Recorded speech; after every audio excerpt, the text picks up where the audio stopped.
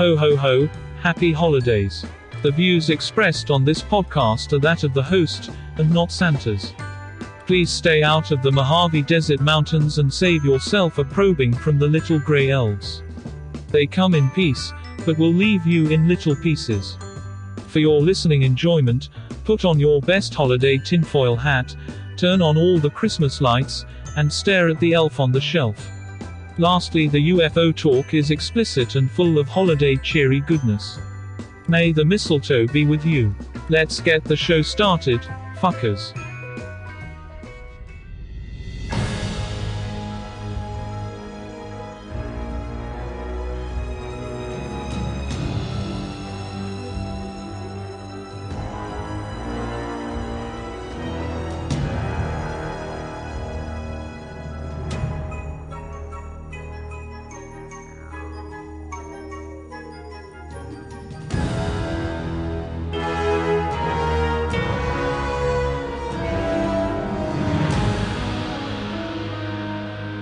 This is the Tempest universe, man.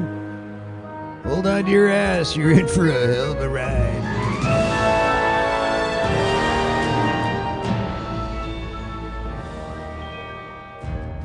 Welcome to the Wednesday episode. Hey, I'm here with you. Let me lower this thing here a little bit. For fuck's sake, why is the mic so loud? This is crazy. It cannot make up its mind. Thanks. Thank you. Thank you, Windows. I appreciate every error you send me. Wednesday episode, the Tempest Universe, or TTU, if you're nasty. We got some articles to talk about today. Some of them are pretty cool. There is one that talks a little bit more about Bezos and his... I wouldn't say that he dove into the ET realm exactly, but that he was questioned on it, and he gave an answer. So we'll talk about that. We also are going to talk about the fact that the live episodes, like this one right here, right now, on Spreaker.com, are going to be ending for the remainder of the year and maybe for the first quarter of next year. Got to focus more a little bit on expanding the podcast and need to kind of wrap recording up early. So we'll still have the podcast episodes Mondays and Wednesdays at 10 p.m. Central, but they will be pre-recorded. They won't be live. And also, for fuck's sake, I just realized I haven't had a Dark Horde episode since September, since Chris was here last. And I think what happened was, like, after the Chris thing, you know, when Chris comes on to do his psychic thing, it's like shock and awe, you know, and it's like, especially in that one he was in here last. At the very end, he kind of shock and awed all the Asgardians with the stuff he was saying. But, you know, after that, I think we made one more attempt and the guest didn't make it. And so we were kind of bummed about it. Kind of wasn't a good thing. So there hasn't been one since September. So we need to get some Dark Horde episodes, of course, during the holiest of holidays, right? Christmas. Probably not the holiest, but still, probably the most commercialized besides Easter. But got to work on that. Get some more Dark Horde episodes in there because we got to bring a little bit of the dark side of humanity to the, ho-ho-hoing. So we got to work on that. So keep an ear out for that one. Also, you know, before we get started on these articles, I did get a news flash from Dave from Down Under. He actually enjoys when I say it that way. He says, makes him feel like home, like he's been listening to someone from, you know, his forefathers down in Down Under, where they sound just like that, down in Australia. Dave says, hey, it might be worth for you guys in the US of A to get up early Friday morning or stay up late Thursday night and check out the once-in-a-lifetime lunar eclipse. According to NASA, it will be about a 97% total eclipse. 3% of the moon is going to be showing its nasty side to you that day. It's going to last about 3.5 hours on November the 19th. And it is probably the first, it's NASA, they didn't get this shit wrong. The first lunar eclipse of this length in 580 years. So, Dave from Down Under, that is a PSA from the moon. So if you guys, if you got nothing better to do, go out and, check out the moon. Keep your anus in your pants, but check out the moon and its eclipse. I don't know if, I'm not really sure if I can see it from Texas. I have no idea. I know they put out a map of all the states that'll be able to go out and stare at this damn thing for, the 3.5 hours. People will do that. They'll freaking put up a tent, get their camper, not feed their kids for like 5 hours just to get a good spot, and just stare at this shit, for 3.5 hours. I say fuck it. I'll wait for the next 580 years. I'll come back then and check it. I got other shit to do, to be honest. Lunar eclipse. No fucks are given there. I've seen one before. I mean, does it really change with every lunar eclipse? Probably not. But I just have this feeling, and probably the reason why I'm thinking I need to get a Dark Horde episode going here shortly is because I feel like on the 19th, some shit's going to go down. Some dark shit's going to happen with that moon being in the darkness like that for so long. I don't know. Some scary shit could go down. Still crazy ass motherfucking people out there, even without the eclipse. So just imagine. And then there's so many beliefs tied with the moon. All hell's going to break loose. I just feel it. Anyway, Dave, from Down Under, thank you so much for sharing that, because we in America, we appreciate you and everything you do, especially, when you take care of them roos. Tuck them in at night in the outback. We get you. Other than that, I think it's time to get this thing started. This first song, we're going to continue with the Christmas-themed songs. Like I said, you really don't even know this one is Christmas at all, actually, until they actually say it in the song. But it is another long-distance dedication from Dre to his long-lost high school sweetheart. She was the daughter of a vertically challenged bearded lady, and apparently things didn't end up right for them. So check this out.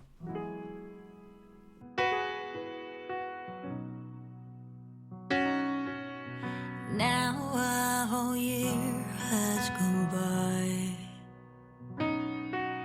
I thought what we needed was time. I wish I'd known better then. I do all the right things. There's so many things I regret,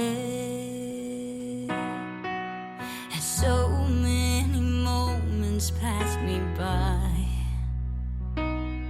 that I could and should have reached out.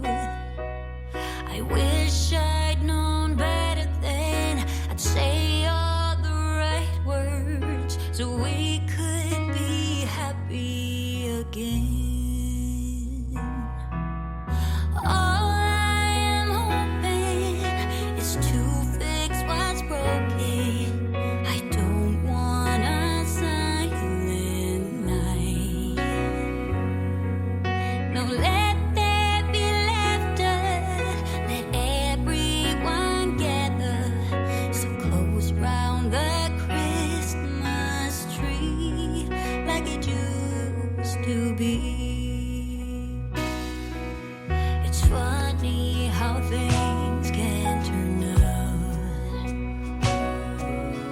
Things said in anger are mostly lies. Design so well, cut real deep. I wish I could change it. I wish I could take it all back. All I am hoping is to fix what's broken. I don't want a silent night. No, let there be laughter. Let everyone gather so close round the Christmas tree like it used to be.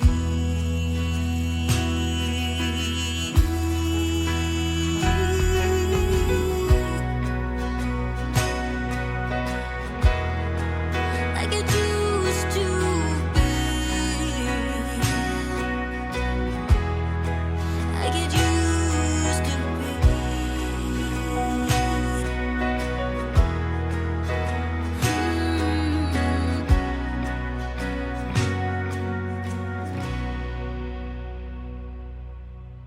That was a long distance dedication from Dre to the bearded girl. And by the way, Dre says he still has your beard brush.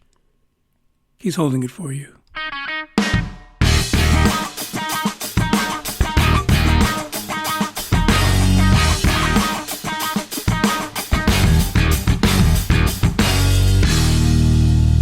Ladies and gentlemen, the search still continues for Planet 9. And it turns out that there was some guy back in the 80s who may have found what was really Planet 10 at that time. Would have been, because we kind of got rid of Pluto. We made it a dwarf.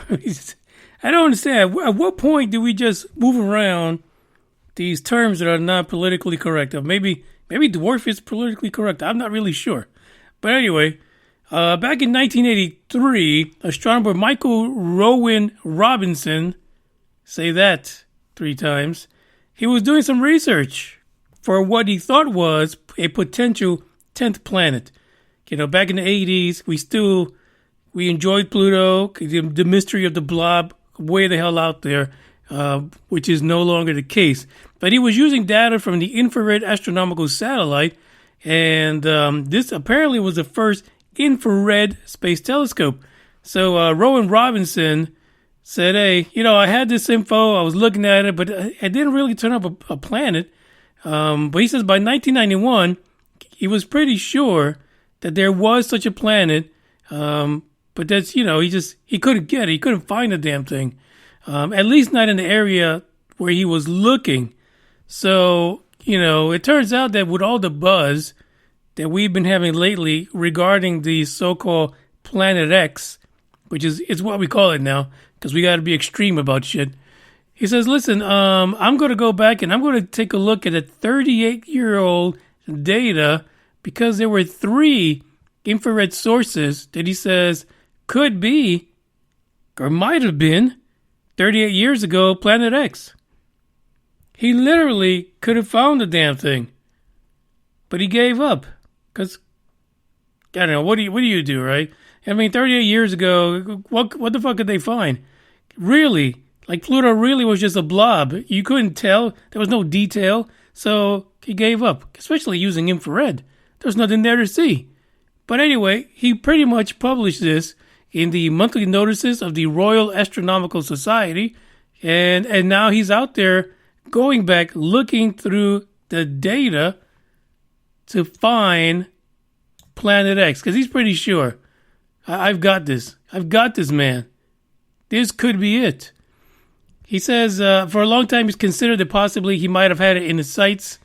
He says one of the things they talk about in the article actually is that Neptune was discovered in 1846, but it was discovered only after Uranus was interfering with its orbit. Get it? Anyway, Uranus, what they figured was that there was a disturbance in the orbits of those 2 planets, and what they figured was that Uranus, there was some kind of situation that was happening gravitationally that kind of looked at things just a little bit odd and wasn't happening the way it should mathematically. And we've heard this about the Kuiper Belt objects, which are all acting like there's a massive planet outside of our solar system that's having this gravitational impact. Of course, no one can find it. No one knows where the hell it is. And, the way they theorize that this thing is going around the sun in thousands of years, Earth years, should we say, it's hard for them to pinpoint it. But, if we have scientists now who are using math and using observations to see that there's some kind of gravitational anomaly, we're between a primordial black hole or a big-ass planet. But then we have 38-year-old data that says that I probably found something there. There was probably something in my sights that I probably could have worked on a little more and found it. Crazy. So Mr. Michael Rowan Robinson is going to go back. He's going to check out this data. And he says that according to the data, the object sits low on the galactic plane, and he says meaning that satellites we're taking the data through plenty of dusty, cloudy material that can actually, emit infrared light. So in other words, there could have been some garbage in there. There could have been some anomalies that he might have picked up because of the dirty disk cloud. But in any case, he thinks it's a good idea. He might have had something that he kind of neglected because of the times. So we'll see. There's a lot of people who are putting some serious work into finding Planet X. And we know that one of the things that are going to be used to get to the bottom of Planet X is going to be the James Webb Telescope. Hopefully, we can figure this out maybe in the next 5, 6, 7, 10 years. Something like, somebody give me a fucking answer already. I wouldn't know if it's there or not. I'd rather it be a primordial black hole, to be honest, because that's a bit more cool than another stinking planet we can't even fucking reach. Like, I'd rather it be, we don't got to send nobody to a black hole. It's like, fuck it, we'll stay away from it. It's too damn dangerous. But if you get another fucking planet, then people are going to be talking shit. Oh, we need faster than light speed. We need all this kind of fusion and all this kind of shit just to get there. Well, for what? Fuck you going to do when you get there? Focus on other things like Mars, for the love of Pete. Anyway, there is more to this, especially the data that Mr. Rowan Robinson found in his work back in the 80s. Isn't that crazy? Just the 80s. Even back then, the damn planet was being kind of captured or detected, and still, we don't have shit to show for it, except a lot of theories and a lot of scientists fighting each other.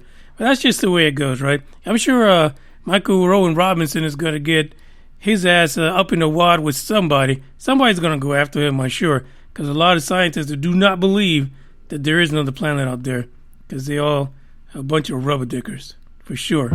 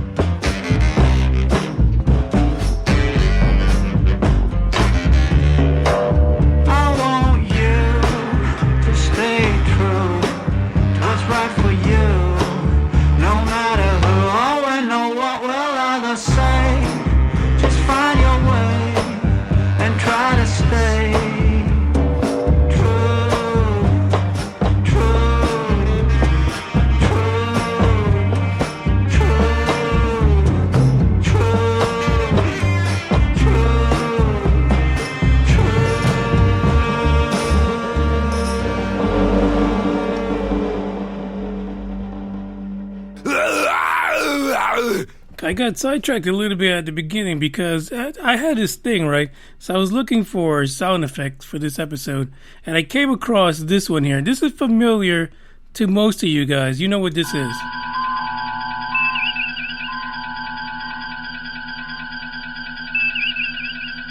That's the bridge of the Enterprise.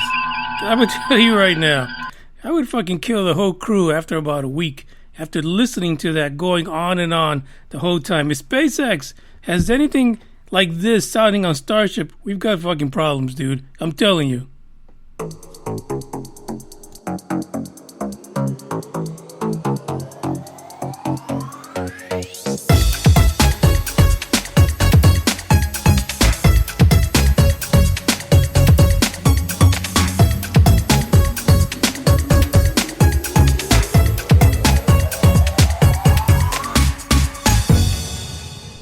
You know, Monday we talked about this Avril Haines. She's the director of national intelligence who was speaking at the National Cathedral in Washington. She was talking about kind of admitting that possibly there could be, I don't want to put words in her mouth, to be honest, but there could be the possibility of ET, basically, when it comes to these UFOs that are, buzzing the armed forces and stuff like that. So, and that was great. So one of the things that the article talked about was that Jeff Bezos was also there along with Avi Loeb, and his alien testicles. And the fact that she was pretty much surrounded by a bunch of ET people, basically. All we needed was Stephen Greer up there kind of licking his eyeballs, little reptilian guy. But anyway, it turns out that Bezos was there. And he didn't just sit there. He wasn't just sitting there, rubbing his head. Like a head Buddha. And he had a few things to say, right? The first thing he talked about was the whole thing about the moment when he greeted, Captain Kirk, William Shatner, when he got off the Bezos, penis. Phallus. When he got off the phallus and he landed, he said this. He says, William Shatner was so emotional that he actually has tears streaming down his face. But it doesn't happen for a long time. When you get your groove back, that happens. He says that seeing Shatner in this condition, and the fact that Shatner said that the experience was transformational for him, Bezos says, just watching Shatner go through all the emotions, he felt that it was transformational for him, too. I think they both went and got some whiskey and cigars afterwards. They got a smoke or something. I don't know. But either way, they were both impacted by this in a very serious way. So he kind of expressed that at this National Cathedral. And then he continued to predict that reusable space vehicles are going to expand in size. And eventually, as they continue to grow, they're going to continue to unlock space travel for millions of people. Let's be honest. Blue Origin shit needs to grow anyway, because that's it's not exactly a happy size there, folks. The Blue Origin phallus needs to grow. Can't do shit with that, to be honest. He said, listen, the fact is that once we get these, low orbit for him, once we get these vehicles to grow, we'll have so many people that are going to be able to go in. He predicted that people will be born in colonies and that the Earth will not be their first planet. Well, shit happens, right? You got to grow up somewhere. But these are the things that he was saying. As a matter of fact, he even kind of postulated that maybe there'll be vacation spots in other places like the moon and Mars and beyond. Eventually we'll get there, right? So this is not a game deal changer, not a game breaker that he's up there talking about, to be honest. Probably had people asleep. But he says the one thing that he wasn't surprised about is the idea that people have that there could be intelligent life on other planets. The quote from Bezos is, how could there not be? there are so many stars just in this galaxy, because so many galaxies, the odds that we are the only intelligent life in the universe seems vanquishingly small to me. I don't know if he was talking about his card, the Vanquish, or he really meant vanquishingly. It makes no sense. Now, they did ask him, follow-up question, do you think that ET has visited the planet Earth, like right now? He says he doubts it. Pretty much. He doubts it, doesn't really think it's happening. He says, I think we would know if we had been. But are they out there? Probably. It is really strange because it's almost like he's, I don't know, I would assume that because he is who he is, that he had his hands in politics all over the place. So I'm sure he knows about the UAP report. Now, he probably doesn't want to seem as nutty as he already seems, because for fuck's sake, he really feels like he's out there. Like, the money is getting to him. The power and the money might be taking over, leading him into insanity and some of the shit he's been doing. But, people get power hungry sometimes when they have, that amount of money to be the second richest person on the planet. So I could see that happening. So I feel that deep down inside, he has a much greater belief in extraterrestrials than he's leading to publicly. So I would assume that in about a couple years, he's going to come out completely out the closet. He's going to drop his turtle shell, and he's just going to come out and he's going to tell people he believes in ET, and he's going to sue the fuck out of them as soon as he gets a chance. As soon as we get a social security number on one of them ETs, they're fucked. He'll go after them, take them for all they got. Am I surprised that someone like Bezos is a little cautious when discussing that possibility of ETs here? I'm not surprised. But to be honest, you can't ignore all the crazy shit that's going on in this topic as of right now, especially when it involves the government research, armed forces, men and women who are coming across these unidentified crafts. And Bugs is shaking his ears. He's absolutely correct. These unidentified crafts or unidentified aerial phenomena that cannot be explained, especially if you are in a political arena and you try so damn hard to point this at some other country, but those guys just do not fit the bill. I am sure, I guarantee, Bezos knows all about that, because most of these rich people are all about that shit. Either that or he eats babies. I don't fucking know. He's probably part of the Illuminati. He's a reptilian already. He likes eating babies, to get their souls. I don't know what it is. It could be something like that. We'll have to find out. There's more to this whole situation, and some of the other people that spoke at this National Cathedral event that happened in November. So the link is in the description. Check it out. I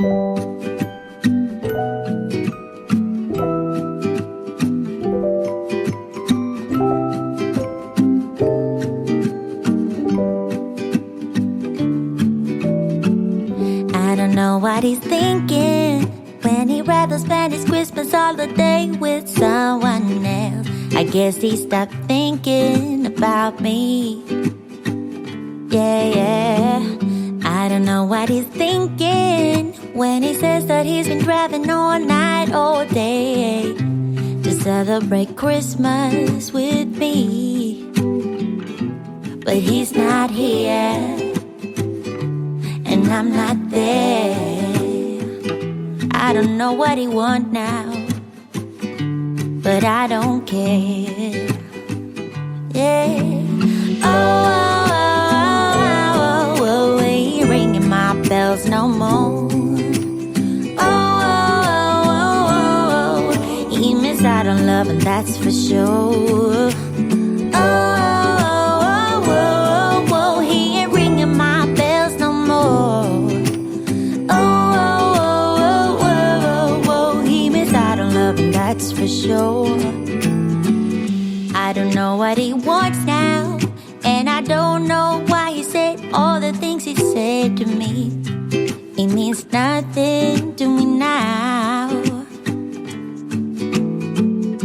'Cause there will be someone who would not complain to drive all night, all day, to celebrate Christmas with me. 'Cause you're not here, and I'm not there. I don't know what you want now, but I don't care. Oh, oh, oh, oh, oh, oh, you ain't ringing my bells no more. Oh, oh, oh, oh, oh, oh, oh, you miss out on loving, that's for sure. Oh, oh, oh, oh, oh, you ain't ringing my bells no more.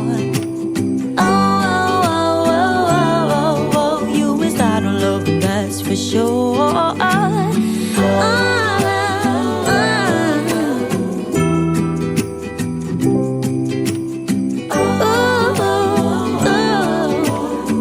You ain't ringing my bells. No. You ain't ringing my bells no more. He missed out on loving, that's for sure. My mom always said life was like a box of chocolates. You never know what you're gonna get. Who the fuck is this asshole?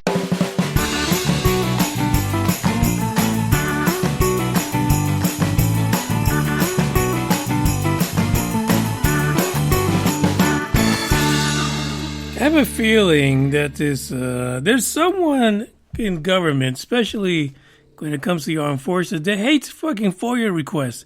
They hate dealing with FOIA because as of late, people see, like whoever's getting the FOIA request apparently did not read the job description because they're fucking just letting everything go. Like they don't even look at that shit. Redaction, their marker runs out of ink. Fuck it, let's just send it. Literally, I think that's what's happening. The FOIA requests, I guess the avalanche of all these requests because of the UFO UAP situation, whoever's got the job now is a fuck up. I'll be honest about it. And so check this out. This one is from the Black Vault. So there's an internal Navy document that revealed that there was another UFO UAP incident with an F-18 pilot that the Senate was actually briefed upon. What in the flying hell? So they're being briefed about this stuff, but then they give us an 11-page middle schooler report about 104 incidents that only one could be solved because it was a Mylar balloon. It's crazy. It really is. It turns out January 16th of 2019, there was an F-18 pilot from the VFA 103 that met with the Senate Armed Services Committee. And there was a message from the OLA, a weekly message that basically said there was a continuing interest in unidentified area vehicle intercepts that have occurred in the working aerospace off the U.S. East Coast, and then it got redacted. They gave a detailed brief on his personal encounter. So basically, this pilot went in front of the Armed Services Committee, and he told them about what happened to him on the East Coast. What happened when he was behind or under the cockpit of that F-18, which is completely nuts. He is actually part of Strike Fighter Squadron 103, which is nicknamed the Jolly Rogers, and is located. I don't know what the hell's going on today. Hold on a second. Let me just get some more of this rum. Cause shit's not coming out right. Hold on a second. By the way, I hope you have yours too, because if you're not, you're definitely not understanding what the fuck's going on right now. The pilot and the Jolly Rogers is located at the Naval Air Station Oceana off of Virginia Beach, Virginia. Bugs is tearing it up right now. He probably needs a little bit, maybe some whiskey and honey to kind of calm down the snoring. According to this article by the Black Vault, there is a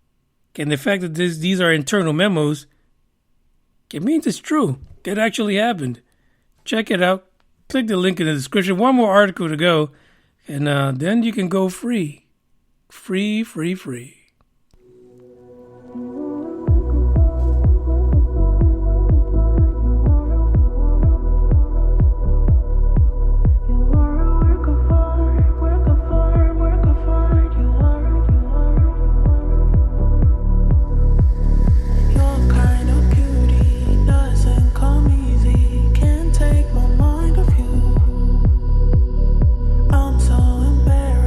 Watching you undress, can't take my eyes off you.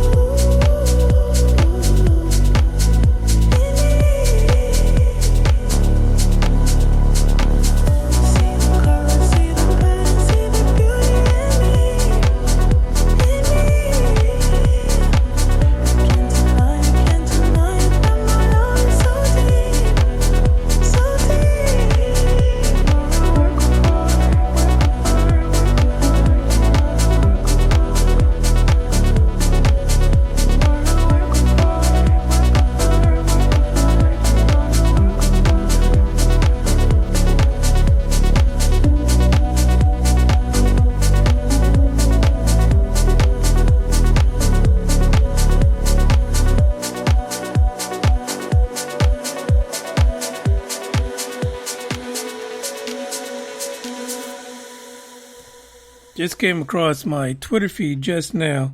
Actually, it happened about 21 hours ago, but for fuck's sake, talk about late news. Brandon Fugal, you guys know him. He is the current owner of the Skinwalker Ranch.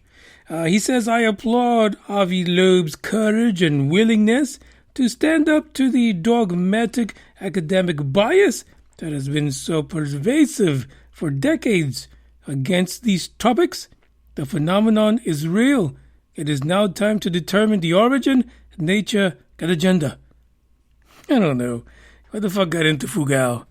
Yeah, I mean, really, can you just bring us the next fucking season of Skinwalker Ranch and stop fucking around with Ivy Lowe's balls? Come on, we know he's got big balls. Otherwise, he wouldn't be doing what he does.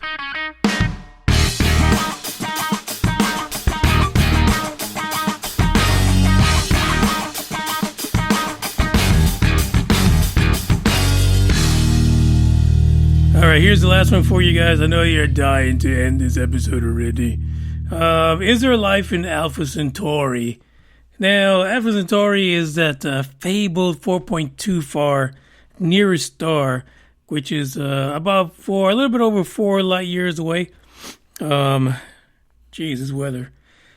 Yeah, finally, I can agree with science going completely nuts over a star cluster. All these, there's about 3 stars here. That's not that far away. Like literally, you can send a message when your kid gets into middle school and get a message back when they get into high school.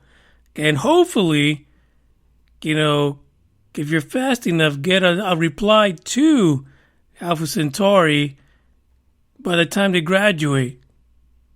That's fantastic. That is really what I'm looking for in science, to make an effort to go after the stars that are close to us. For fuck's sake, nobody cares about shit that's 3, 4, 5, 300, 200,000 billion light years away. That makes no sense. It's horrid. It's a waste of money. But when you're talking about things like Alpha Centauri, yeah, this is what we need to go after. There's a mission called the Ptolemon, after the ancient Arabic-derived name Alpha Centauri, that's going to carry what they call a novel telescope. Now, this thing is a little weird. It's fitted with a diffractive pupil lens. Okay, what it does is it spreads starlight into a flower-like pattern.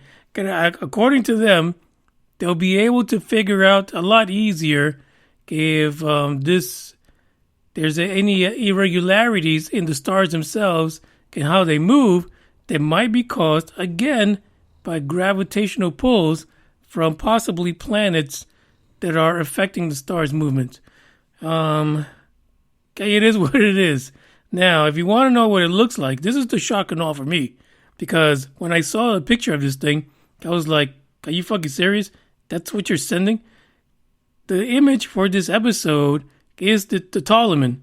That's what they're sending. It looks like they took a box through a fucking telescope from, some hobby store and threw possibly, maybe some solar panels on it, and they're going to throw that shit into space. I don't understand. This is, of course, coming from the Breakthrough initiatives. We know Breakthrough. They're trying all kind of crazy shit. So this is one of them. So is it going to work? I don't know. I don't know if this is going to do anything for anyone, but that thing is just, I don't know. I don't get it. I don't know. I don't think it's going to do anything. I think it's going to find anything, for fuck's sake. But according to, the guys over at the Breakthrough initiatives, the Ptolemon mission is going to launch what they believe is a custom-designed space telescope that is going to take extremely fine measurements, and they should be able to detect whether or not there's any kind of a wobble in the star. Well, to me, it's kind of weird, because how can a planet wobble a star? I don't know. That makes no fucking sense to me. Like, how much wobbling does the Earth can make the sun do that they're going to notice it through a telescope? Who knows? I mean, these are the pros, I guess. That's what they do. Now, Alpha Centauri, it is the closest solar system, the closest star to our solar system, and it actually has 3 stars. 2 of them are like the sun, and then one of them is another red dwarf. It's called Proxima Centauri, and we know that in many of the not so much abduction, but the download situation where people report having information downloaded into their minds, a lot of them report that they're being told that these stars here are where the aliens are coming from. And of course they would say that because it's the closest, right? It's easier to believe that they're coming from 4 light years away than 100 billion light years. So there's people in the past who've had these experiences who say they're being told that that's where aliens come from. So there are scientists who are pretty excited about it because, again, it is a whole lot closer and a lot easier to search. And if you get an answer or you find something, guess what? You don't got to wait your entire lifetime to actually get something going. So at least I think it's a good idea. Pete Warden, who is the executive director of the Breakthrough Initiative, says that the Tolman mission will be a huge step toward finding out if planets capable of supporting life are really out there. Yeah, thanks. Thank you very much. I appreciate that, Pete. Hopefully this shit works and it's not a waste of money. Now, what I was really surprised is who actually put some serious cash on this breakthrough project. And the Tolman project received 788,000 Australian dollars from the Australian government and is expected to be ready in mid-2020s. So about 2025, 2026, this homemade telescope that does some crazy shit by refracting everything is going to be sent up into space to see it wobble. I hope it sees it. I don't know. Is it likely or possible that there is a planet around it? Fuck yes. Why not? Is it likely or possible that there is life around it? Who fucking knows? Now, Proxima Centauri does have exoplanets around it, but the question is, does Alpha Centauri, Uno and Deus, do they have any planets hanging around it? Planets hanging around it. Who knows? We'll try to figure that out. And according to the Breakthrough Initiative folks, they said our plan is for an agile, low-cost mission that delivers results by about the middle of the decade. Listen, if they can turn it around that quick, that would be fantastic. That would be the first thing that they freaking get right at the Breakthrough Initiative, to be honest. So let's see if we work it out. There's the last article for today. If you want to read more about it or take a closer look at the image for this Ptolemy thing, it's in the description. Check it out. Click it. Don't forget that we're doing a holiday card exchange, and if you send me your address, I'll send you something. I have a surprise from Bugs that's going into the greeting card, which I'm going to get printed tomorrow. So that'll be pretty cool. You guys get a little Bugs thing coming your way. You can stick it on your fridge or something. Who knows? But I thank you guys for listening. I appreciate every single one of you, and hopefully I can get a Dark Horde episode coming your way here shortly. And in the meantime, ciao. All I ever wanted was you, but you left me alone inside these empty, broken walls. And I can't see it clearly, but it's obvious. I know that you left me alone inside this empty, broken hall. And now you'll be the reason why my soul is tainted.